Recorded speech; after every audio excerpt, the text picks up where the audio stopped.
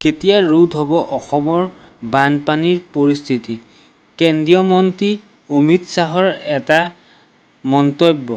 ৫০টাকৈ পুখুৰী খান্দি বোৱাই নিব ব্ৰহ্মপুত্ৰৰ পানী, কেতিয়া ৰোধ হ'ব এই সমস্যা?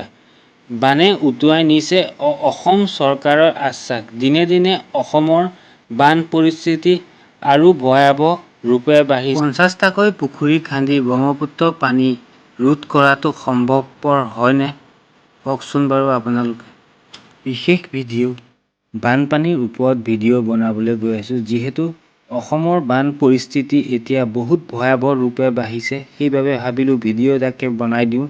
ভিডিঅ'টো শেষলৈকে চাব, অকণো স্কিপ নকৰিব। লাইক শ্বেয়াৰ কৰিবলৈ নাপাহৰিব। বলক ভিডিঅ' পিনে আগবাঢ়ি যাওঁ।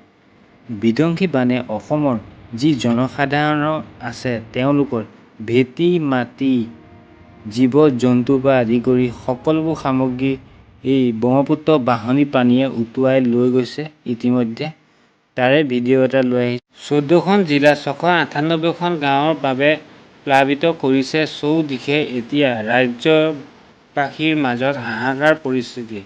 নিজে নেদেখিলে অনুমান কৰিব নোৱাৰা এক হাহাকাৰ পৰিৱেশ। পবিতৰাৰ ৪০% এতিয়া বানপানীৰ কবলত।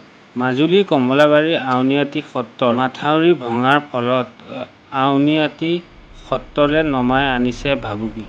বহুতো মানুহৰ হাহাকাৰ পৰিস্থিতি হৈছে, কিয়নো চাৰিওপিনে বিধ্বংসী বানে এফালৰ পৰা তহিলং কৰি গৈছে। ঘৰ-দুৱাৰ, মাটি-বাৰী, মাটি, ভেটি সকলোবোৰ লৈ গৈছে। গৰু-ছাগলীৰ পৰা আদি কৰি সকলো বৰ্তমান পানীত উটি গৈছে। দেৰগাঁৱতো ভয়াৱহ পৰিস্থিতি। দেৰগাঁৱত এজনৰ মৃত্যু। বানে চলাইছে এতিয়া সংহাৰী ৰূপ। এয়াই পৰিস্থিতি দেশৰ।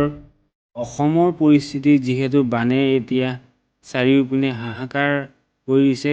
খাবলৈ একো নাই, ঘৰ নাই, বাৰী নাই, মাত্ৰ বিধ্বংসী বানে ২০ কোটি টকাৰে নিৰ্মাণ কৰা, কলংকৰ ওপৰত নিৰ্মাণ কৰা চুইচ গেট থকা মাথাউৰিকে উটুৱাই নিলে ব্ৰহ্মপুত্ৰ বাঢ়নী পানীয়ে।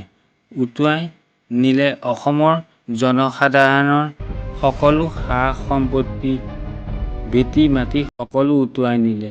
ইয়াৰ ফলত হাহাকাৰ পৰিস্থিতি অসমৰ যি জনসাধাৰণ আছে তেওঁলোকৰ ওপৰত, কিয়নো তেওঁলোক এতিয়া বৰ্তমান পানীৰ মাজত আবদ্ধ। বহুতো লোক ইয়াৰ মাজত মৃত্যু ঘটিছে, বহুতো ইয়াৰ পৰা আক্ৰান্তও হৈছে। কিয়নো বহুতো ভয়াৱহ ৰূপে বাঢ়িছে পানী। যথেষ্ট ক্ষয়-ক্ষতি কৰি থৈ গৈছে বানপানী। এনেধৰণে বিতৰণ কৰা হৈছে যি বানৰ মাজত আক্ৰান্ত তেওঁলোকৰ ভেটি-মাটি, সা-সম্পত্তি সকলোবোৰ গৈছে। কিয়নো খাবলৈ এমুঠি চাউল নাই তেওঁলোকৰ হাতত। কিয়নো বানে, এই বিধ্বংসী বানে বাঢ়নী পানীয়ে সকলোবোৰ সা-সম্পত্তি, মাটি, ভেটি, গৰু-ছাগলী যি আছিলে তেওঁলোকৰ সকলোবোৰ সামগ্ৰী, বস্তু, জীৱ-জন্তু সকলোবোৰ উটুৱাই নিছে। কেৱল কাপোৰযোৰৰ বাহিৰে তেওঁলোকৰ আৰু একো নাই বুলি ক'ব পাৰি। কিয়নো ইয়াৰ পিছৰ পৰিস্থিতি ভয়াৱহ হ'ব। পৰিস্থিতি বহুত ভয়াৱহ ৰূপে বৃদ্ধি পাইছে।